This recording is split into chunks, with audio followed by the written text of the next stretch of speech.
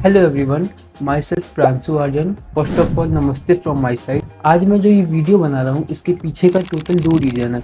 एक रीज़न मेरे खुद से रिलेटेड है कि मैं इसलिए इस वीडियो को बनाना चाहता हूँ कि आगे चल के फ्यूचर में मुझे अपने आप को मोटिवेट करना हो, तो मैं ये पुरानी वीडियोज़ को अपने देख सकूँ और मोटिवेट हो सकूँ कि मुझे आज जिस सिचुएशन में हूँ मैं उस टाइम अगले आने वाले कुछ सालों में किस सिचुएशन पर रहूँगा। और ये वीडियो आप लोग के लिए इसलिए ज़रूरी है कि आप लोग को मैं अपने गलतियों से ये बताना चाहता हूँ कि किन गलतियों को मैंने किया जो आप नहीं करके अपने प्रिपरेशन को और ज़्यादा एक्सेलरेट कर सकते हो और अच्छे से प्रिपेयर कर सकते हो अपने आने वाले एग्ज़ाम्स के लिए। चलिए वीडियो को शुरू करते हैं। मैंने आज से 3 साल पहले अपने जेई की जर्नी स्टार्ट की। 3 साल क्यों? क्योंकि मैं एक ड्रॉपर हूँ। तो मैंने 11th 12th और उसके बाद 1 साल और अपने जेई के लिए प्रिपेयर किया। तो मेरा जो ये जर्नी है जेई का, ये स्टार्ट होता है 22/7/2022 को, जब मेरे 10th बोर्ड्स के रिजल्ट आए और मैंने 92% अचीव किया अपने 10th बोर्ड्स में, जो कि बिल्कुल ही मेरे लिए अनएक्सपेक्टेड था, क्योंकि मैं उस चीज़ को एक्सपेक्ट करके चल ही नहीं रहा था कि मैं उतना भी स्कोर कर सकता हूँ। पर मैंने जो भी 10th क्लास के लास्ट में पढ़ाई किया वो मेरा बहुत काम आया और मैंने 92% टोटल स्कोर किया। और क्लास 10th के रिजल्ट के पहले का जो टाइम होता है उसमें ही मैंने डिसाइड कर लिया था कि मुझे आगे जेई चूज़ करना है। हालांकि मेरा मैथ्स बहुत अच्छा तो नहीं था, पर मुझे फिजिक्स केमिस्ट्री में बहुत इंटरेस्ट था और बायो में बिल्कुल भी नहीं था, तो मैंने आगे अपने आने वाली स्ट्रीम में मैथ्स को चूज़ किया। मेरे रिजल्ट्स आ गए क्लास 10th के, तो उसके बाद होता है कोई भी क्लासेस स्टार्ट होने से पहले कुछ दिनों का टाइम इंटरवल हम लोग को मिलता है। तो उसमें मैं ऐसे यूट्यूब स्क्रॉल कर रहा था, तो मुझे उस टाइम फिजिक्स वाला के बारे में पता चला। हालांकि मुझे वो पहली बार नहीं था जब मैं फिजिक्स वाला के बारे में मैंने जाना। मैं उससे पहले भी कुछ क्लासेस में कुछ डाउट्स से के लिए अलग पांडे सर की वीडियो देखा करता था। तो जब मैंने फिजिक्स वाला के बारे में जाना तो मैंने और आगे रिसर्च किया। फिर मुझे पता चला कि वो लोग भी जेई की प्रिपरेशन कराते हैं। मेरे बहुत सारे दोस्तों ने फिजिक्स वाला को ज्वाइन किया, तो मैंने भी उनके साथ साथ फिजिक्स वाला को ज्वाइन कर लिया और साथ में उसके बहुत सारे फ़ायदे भी थे।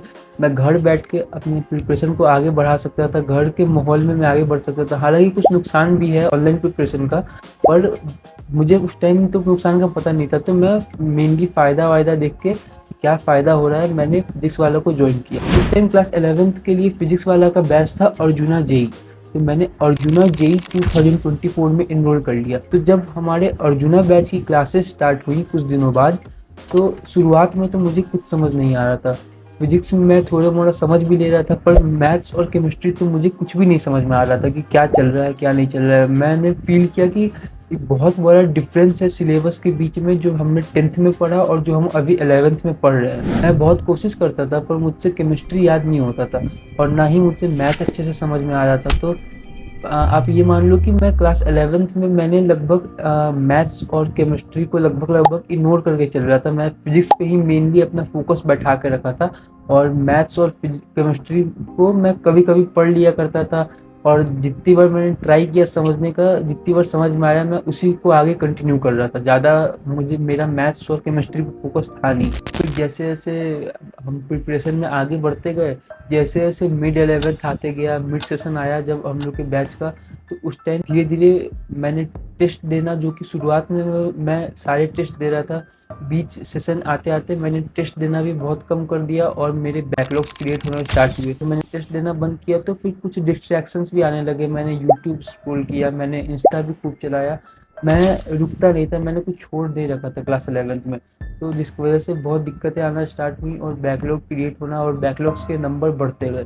और जैसे जैसे क्लास 11th जा रहा था उस टाइम प्रेशर बढ़ना स्टार्ट हुआ, तो मैं पीछे का जो मेरा बैकलॉग है उसको क्लियर तो कर रहा था, पर उस पेस और उस स्पीड के साथ बैकलॉग क्लियर नहीं हो पाया। और जैसे जैसे 11th का एंडिंग आते गया, बहुत ज़्यादा अमाउंट में मेरे पास बैकलॉग क्रिएट हो चुके थे, वो भी तीनों सब्जेक्ट में। सबसे ज़्यादा मेरे बैकलॉग्स थे मैथ्स और केमिस्ट्री के अंदर। फिजिक्स में थोड़े कम थे रिलेटिवली, बट उसमें भी थे।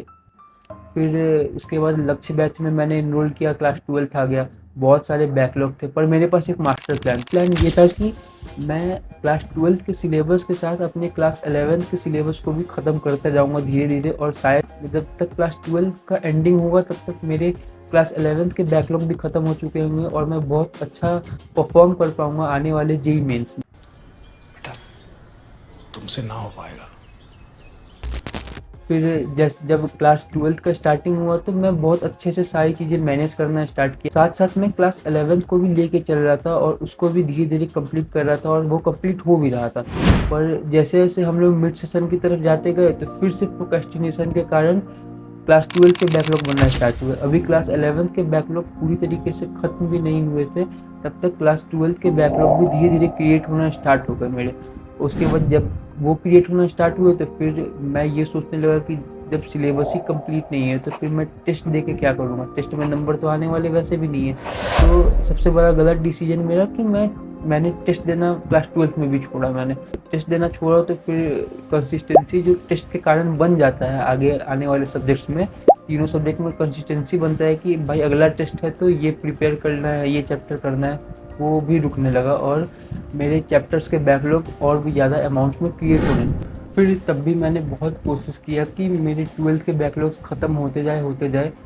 मैंने फ़ाइट मारना नहीं छोड़ा। 11-12 दोनों को तब भी मैं बैकलॉग्स बहुत सारे क्रिएट होने के बाद भी मैनेज कर रहा था। जब फिर टाइम आता है अक्टूबर नवंबर का तो फिर रिलीज़ होते हैं जेईई मेंस की डेट। जेईई मेन की डेट अनाउंस होते हैं कि वो लास्ट जैन के तक करीब होने वाले हैं और फॉर्म रोल अप होता है। तो मैंने फॉर्म फिलअप किया। उसके बाद जैसे ही फॉर्म फिलअप हुआ तो फिर अलग सा फियर स्टार्ट हो गया कि अब क्या करना है। बैकलॉग भी अच्छे से पूरी तरीके से कंप्लीट नहीं हो पा रहा था। तो मैंने टेस्ट सारे नहीं दिए थे, मेरे मेरे चैप्टर्स कंप्लीट नहीं थे, सिलेबस कंप्लीट नहीं था, तो अब मैं कैसे परफॉर्म कर पाऊँगा अपने जेईई मेंस के अंदर। उसके बाद फिजिक्स वाला का हर साल जो रिवीजन बैच आता है जो कि जिसका नाम है मंजिल, यूट्यूब पे चलता है। तो फिर मैंने सोचा कि मैं यूट्यूब से मंजिल बैच करके जितना हो सके मेरे अंदर जितना पोटेंशियल है मैं वो सब लगा के जितना सिलेबस हो सकता है मैं सिलेबस को कंप्लीट करूँगा और शायद से अगर कंप्लीट हो गया तो मैं अच्छा परफॉर्म कर पाऊँगा। तो फिर मैंने मंजिल से अपने सिलेबस को करना स्टार्ट किया। मेरा मैथ्स और केमिस्ट्री तो बहुत अच्छा नहीं था पर मैंने फिज़िक्स पे और ध्यान लगाया। मैंने कोशिश किया कि मैं फिज़िक्स में जितना मैक्सिमम कर सकता हूँ मैं उतना सिलेबस करके जाऊँ, पर वो भी अच्छे से नहीं हो पाया और मैथ्स केमिस्ट्री तो वैसे भी मेरा बहुत अच्छा था नहीं क्लास 12 तक। उसके बाद जब आता है जनवरी 2024 उस टाइम हमारे स्कूल ने अनाउंस किया कि रीबोर्ड होगा, वो भी एग्ज़ाम के कुछ दिनों पहले ही था। मेरा जो जेईई मेंस का एग्ज़ाम था उससे जस्ट एक दिन पहले भी मैं रीबोर्ड दे रहा था। ऐसा नहीं है कि मैंने केमिस्ट्री को क्लास 12th में पढ़ने का कोशिश नहीं किया, मैं समझता तो था पर मुझसे याद ही नहीं हो पाता था। और जब याद एक बार नहीं हो पाता था और बार बार मैं जब कॉन्सेप्ट्स को भूलने लगता था तो मैं उसको छोड़ देता था। मेरे अंदर वो फाइटिंग स्पिरिट नहीं था कि अगर याद नहीं हो पा रहा है तो भाई एक बार फिर से ट्राई कर, एट लास्ट हो जाएगा। पर सेम गोज विथ मैथ्स की, मैथ्स में अगर क्वेश्चन नहीं बनते थे तो मैं बार बार ट्राई करके उसको सॉर्ट अप करने का कोशिश नहीं करता था, उस क्वेश्चन को बार बार प्रिपेयर करने का कोशिश नहीं करता था। उसके कुछ दिनों बाद जेईई मेंस ने अपने सिटी इंफॉर्मेशन को जारी किया जिसमें मेरा डेट आया था 27 जैन 2024, जो कि अगर आप फॉलो करते हो जेईई मेंस को या एस्पिरेंट रह चुके हो और अगर आपने 2024 का जेईई मेंस का पेपर दिया होगा तो आपको पता होगा कि 27 जैन 2024 का क्या कहानी है। मेनली उसके अंदर हुआ था कि बहुत ऑड इवन डिस्ट्रीब्यूशन कर दिया गया था स्टूडेंट्स का। 27 जैन वाले में बहुत ज़्यादा अमाउंट में स्टूडेंट्स बैठे थे और क्वेश्चन भी ईजी आ गया था, जिसकी वजह से उसका कट ऑफ बहुत ज़्यादा आ गया। तब भी मेरा जैन वाले अटेम्प्ट में कम परसेंटाइल आया अप्रैल वाले के मुकाबले, जबकि अप्रैल वाला मेरा ज़्यादा बेकार गया था जैन वाले के मुकाबले। उसके बाद जब मैं अपना जैन अटेम्प्ट को दे के मैं अपने घर पे आया, अब मेरा सेंटर थोड़ा मेरे घर से दूर था। मैं जब घर पे आया तो मैं बहुत ज़्यादा अपसेट था क्योंकि मेरा एग्ज़ाम ऑब्वियसली बहुत अच्छा नहीं गया था। अच्छा क्या, बहुत बेकार गया था, मतलब कि अच्छा नहीं गया था। मैंने टोटल शायद 24 क्वेश्चन अटेम्प्ट किए थे बस। पहली बार जेईई मेंस दिया था तो मुझे लगा था कि हो सकता है इस नंबर पर 90 परसेंटाइल बन जाएगा कहीं मेरा। उसके बाद रिजल्ट डेट आता है और रिजल्ट डेट में मेरे आते हैं 65 परसेंटाइल, जो कि मेरे एक्सपेक्टेशन से तो बहुत ही ज़्यादा कम थे। जो मैं सोच रहा था कि 90 आ जाएंगे और अचानक से 65 पे आके मैं गिरा, जो कि मेरे एक्सपेक्टेशन से तो बहुत ज़्यादा लो थे। मैं बहुत रोया, मैं बहुत ज़्यादा अपसेट था। पर I am lucky in this manner कि मेरे पेरेंट्स फुल सपोर्टिव पेरेंट्स है कि जिन्होंने जब मेरे 65 परसेंटाइल आए थे तो उन्होंने मुझे तब भी बहुत डांटा वाटा नहीं और मुझे समझाया कि ठीक है एग्ज़ाम में होता रहता है, फिर से ट्राई मारना, फिर कुछ अच्छा ही हो जाएगा। तो रिजल्ट आया तो उसके कुछ दिन बाद ही मैंने डिसाइड कर लिया तो मैं एक साल ड्रॉप लेना चाहता हूँ। तो ड्रॉप के डिसीजन के बाद मेरा अप्रैल वाले अटेम्प्ट से थोड़ा फोकस कम हो गया, जिसकी वजह से मेरा जो पहले मैं पढ़ भी रहा था बहुत ज़्यादा, मैं अप्रैल वाले के लिए बहुत ज़्यादा उस लेवल का तैयारी करके नहीं गया था।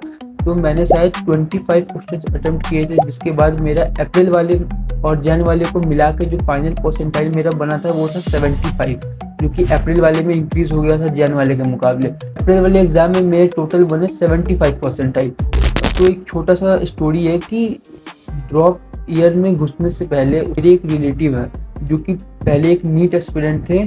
तो उन्होंने जेई मेंस में का एग्ज़ाम, उन्होंने भी अप्रैल वाला एग्ज़ाम दिया था जेई मेंस का, जिसमें उन्होंने नीट एस्पिरेंट है तो ऑब्वियसली उन्होंने मैथ्स तो थोड़ा भी अटेम्प्ट नहीं किया, एक भी क्वेश्चन अटेम्प्ट नहीं किया, पर उन्होंने बस फिजिक्स और केमिस्ट्री के बलबूते 97 परसेंटाइल स्कोर कर लिया था। तो मेरे पास फिर से एक मास्टर प्लान आया कि मेरा मैथ्स बहुत अच्छा है नहीं, तो क्या मैं मैथ्स को इग्नोर करके पूरी तरीके से फिजिक्स केमिस्ट्री को इतना स्ट्रॉन्ग कर सकता हूँ कि मैं भी 97-98 परसेंटाइल तक पहुँच पाऊँ। तो मैंने सोचा कि अब मुझे यही वाला स्ट्रैटेजी और यही वाला प्लान फॉलो करना है, और मैं फिर ड्रॉप ईयर में घुसा। फिर मेरा 1 साल और लंबा जर्नी स्टार्ट होता है प्रयास बैच के साथ। मैं बहुत अच्छे से पढ़ने लगा। मैं बिल्कुल नहीं बोलूँगा कि मेरा डिस्ट्रैक्शंस जो भी थे यूट्यूब के पूरी तरीके से ख़त्म ही हो गए थे ड्रॉप ईयर में, पर मैं ये ज़रूर बोलूँगा कि वो बहुत हद तक डिक्रीज़ हो चुके थे। मैं बहुत देर तक फ़ोन नहीं चलाता था, मैं बहुत देर तक यूट्यूब स्क्रॉल नहीं करता था, मैं थोड़ी देर करता था पर उसको छोड़ देता था। मेरे मास्टर प्लान के अनुसार मैंने फिजिक्स केमिस्ट्री पे पूरा फोकस लगा दिया और मैं हल्का हल्का मैथ्स को इग्नोर ही मार रहा था। मैं मैथ्स जब भी बनाता था तो जितने क्वेश्चन बन गए, पर अगर नहीं बनते तो मैं मैथ्स को इग्नोर मार देता था और उसके बाद फिजिक्स केमिस्ट्री पे वापस से लग जाता था। मेरा फिजिक्स और अच्छा होता गया, मेरा फिजिक्स स्ट्रॉन्ग होता गया। केमिस्ट्री में भी मैं डेली अपना शॉर्ट कोर्स बनाया, मैंने उसको बार बार लर्न करने का कोशिश किया, बार बार समझ के लर्न करने का कोशिश किया, जो कि मेरा बहुत हेल्प किया। और मेरे टीचर्स भी यही बोलते थे कि केमिस्ट्री को याद करना तो है पर उससे ज़्यादा समझो।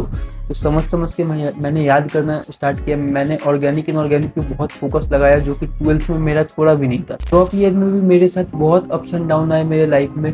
कभी कभी तो मैं बहुत तगड़े तरीके से पढ़ाई कर रहा होता था, पर कभी कभी मैं बस इस सोच में डूबा रहता था कि अगर मेरा नहीं हुआ तो फिर आगे क्या, आगे मैं क्या परस्यू करूँगा, आगे मेरा फ्यूचर क्या होगा, आगे मुझे कौन सा कॉलेज मिलेगा अगर मेरा नहीं सिलेक्शन हुआ उसके बाद। ड्रॉप ईयर में भी मेरे बैकलॉग्स थे पर उनका अमाउंट बहुत कम था। मैं बैकलॉग बनते तो थे पर मैं बहुत कोशिश करता था कि मैं उसे जल्दी से जल्दी निपटा दूँ। नहीं भी समझ आता था तो मैं यूट्यूब से मंजिल और बहुत सारे जो अलग अलग कोर्सेज चलते रहते हैं उससे मैं कंप्लीट किया करता था अपने सिलेबस को। बहुत सारे टेस्ट को भी रेगुलरली दे रहा था। जेई मेंस से पहले भी मैंने बहुत सारे टेस्ट दिए। हालांकि मेरे नंबर टेस्ट में बहुत ज़्यादा तो नहीं आते थे, 90 से लेके 130 तक ही मैं अटक के रह जाता था। पर फिर से एग्ज़ाम फॉर्म रोल होते हैं। जब जब इसको मुंह देखते हैं तब तब हमको बीपी लो हो जाता है। क्या समझ है? उसके बाद मैं एग्ज़ाम फॉर्म भरता हूँ। उसके बाद जब सिटी इंटीमेशन जारी होता है तो मुझे मिलता है 22 जैन शिफ्ट 2 2025। एग्ज़ाम से जस्ट 10 डेज पहले मुझे बहुत हाई फीवर हुआ और वो फीवर लगभग 10 दिन तक छूटा ही नहीं। पढ़ना तो दूर की बात है, मैं यहाँ तक कि चल भी नहीं पा रहा था उस फीवर के अंदर। पर तब भी मैंने हिम्मत नहीं हारा कि भाई तुझे जितना साल भर मेहनत किया, जितना तू पढ़ा, तू उसमें अपना बेस्ट परफॉर्म करके आना। उसके बाद मैं गया सेंटर पे गया। इस बार मैंने टोटल 32 क्वेश्चंस को अटेम्प्ट किया। इसमें मैंने शायद 16 क्वेश्चन फिजिक्स में किए, 15 केमिस्ट्री में किए, मैंने एक क्वेश्चन उसमें मैथ्स के अंदर करके आया। मुझे बस ये डर था कि मैं पिछले बार और 2024 में जो मैंने जेई मेंस दिया था उसकी तरह कहीं ना हो जाए और मेरा जो निगेटिव मार्किंग की वजह से मेरे बहुत सारे नंबर्स कट नहीं जाए। इस डर से कि मैं ज़्यादा निगेटिव नहीं कर दूँ, मैं बस 32 क्वेश्चन अटेम्प्ट करके आया, जो कि बहुत ज़्यादा तो नहीं है पर पिछले बार के मुकाबले मैंने ठीक अटेम्प्ट किया था, तो मैं उस बात से सेटिस्फाई था। उसके बाद जब आंसर की आता है ऑफिशियल आंसर की, तो मैंने मिलाया तो फिर से मेरे किस्मत ख़राब होने की वजह से मेरा 5-6 क्वेश्चन निगेटिव हो जाता है। जिससे हम कुछ नहीं बता सकते हैं आपको, हम डिस्प्रेशन में अभी हैं। कोचिंग में है, डिस्प्रेशन में सर की वजह से जब रिजल्ट फाइनल आता है तो मेरे यहाँ बनते 89 परसेंटाइल, जो कि मेरे एक्सपेक्टेशन से बहुत लो थे। मैंने सोचा था ड्रॉप ईयर से पहले कि जो मैं 95-96 ले आऊँगा वो मेरे नहीं आ पाए थे, तो मैं बहुत ज़्यादा अपसेट था। पर मैंने अपने आप को बस यही बोल के समझाया कि भाई तू पहले से इम्प्रूव किया है, हो सकता है कि आगे तू और इम्प्रूव कर जाए। उसके बाद रिजल्ट के 1 महीने बाद तक तो मैंने बहुत पढ़ा। जब मुझे जैन 2025 का पेपर देके ये तो समझ आ चुका था कि कोई भी चैप्टर इम्पोर्टेंट और नॉन इम्पोर्टेंट हो सकता है, क्योंकि जेई मेंस वाले इस बार इजी क्वेश्चन बना नहीं रहे हैं और किसी भी चैप्टर से कितने भी हार्ड क्वेश्चन और कितने भी नंबर ऑफ क्वेश्चन दे रहे हैं तो तुझे फुल सिलेबस करके जाना ही पड़ेगा। तू उस चैप्टर छोड़ने की गलती नहीं कर सकता। तो मैंने बहुत ट्राई किया, 1 महीने मैंने फिजिक्स के लगभग सारे चैप्टर खत्म कर दिए और मैंने केमिस्ट्री में भी बहुत हद तक कंप्लीट करने का कोशिश किया जितने चैप्टर्स मैं कर सकता हूँ। ऐसे कुछ चैप्टर्स थे जो जिन्होंने पेन भी दिया, पर मैंने फुल ट्राई किया कि मैं दोनों फिजिक्स और केमिस्ट्री में फुल सिलेबस करके चला जाऊँ और मैथ्स के कुछ चैप्टर्स जो इजी आते हैं उसको करके चला जाए, कुछ तो क्वेश्चन बना के आएगा। तो जैन अटेम्प्ट खत्म होने के बाद 1 महीने तो मैंने बहुत पढ़ाई किया, पर उसके बाद मैं जो टेस्ट दे रहा था मेरे नंबर बिल्कुल ही कांस्टेंट हो गए 90-100 पे, बिल्कुल इंक्रीज ही नहीं कर रहे थे। और कभी कभी तो जो मैं जैन अटेम्प्ट में जो टोटल मेरे मार्क्स आए थे उससे भी कम नंबर मेरे कभी कभी किसी एग्ज़ाम में आने लगे। उसके बाद मैं इतना ज़्यादा डिमोटिवेट हुआ कि उसके बाद मैंने बिल्कुल पढ़ाई अपना छोड़ ही दिया, बिल्कुल छोड़ दिया। मैं ना टेस्ट देता था, ना मैं कभी कुछ रिवीजन करता था, ना मैं क्वेश्चन सॉल्व करता था, क्योंकि मुझे ऐसा लगने लगा कि मैंने इतने सारे फिजिक्स के क्वेश्चन सॉल्व किए, इतने सारे केमिस्ट्री के क्वेश्चन सॉल्व किए अपने ड्रॉप ईयर के अंदर। उसके बाद भी जैन में जब मेरा अच्छा परसेंटाइल नहीं आ पाया तो मैं 1 महीने के अंदर ऐसा क्या कर लूँगा कि मैं अप्रैल वाले में 97-98 परसेंटाइल फोड़ के आ जाऊँगा। तो ये सोच के उसके बाद मैंने पढ़ना ही छोड़ दिया 1 महीना। उसके बाद सिर्फ अप्रैल वाले से कुछ दिन पहले मैं कुछ रिवाइज करके जो मैं पहले पढ़ा हुआ था इसको रिवाइज करके मैं गया था अप्रैल वाला शिफ्ट देने के लिए। फिर आता है सिटी इंटीमेशन अप्रैल वाले का 2025 के अप्रैल अटेम्प्ट का, जिसमें मुझे मिलता है 2 अप्रैल सेकेंड शिफ्ट। जब मैं सेंटर में जाता हूँ तो पता नहीं स्ट्रेस की वजह से कि किस कारण से मुझे बहुत हाई फीवर आता है सेंटर के अंदर। मेरे आईज़ में बहुत ज़्यादा पेन होता है, मेरे हेड में बहुत ज़्यादा पेन होता है, जिसकी वजह से मैं कंप्यूटर स्क्रीन की तरफ भी देख नहीं पा रहा था ठीक से और मुझे बहुत ज़्यादा नींद आ रहा था। तो मैं थोड़ी देर लेटा, मैं वहाँ पे जो एग्ज़ाम से आधा घंटा पहले जो एंटर करा देते हैं हम लोग क्लासरूम में, तो मैं वहाँ थोड़ी देर रुका। मैं तो अपने आप को काम किया कि भाई कोशिश कर कि जितना तू बना सके बनाए, अच्छे से अपने एग्ज़ाम को दे पाए।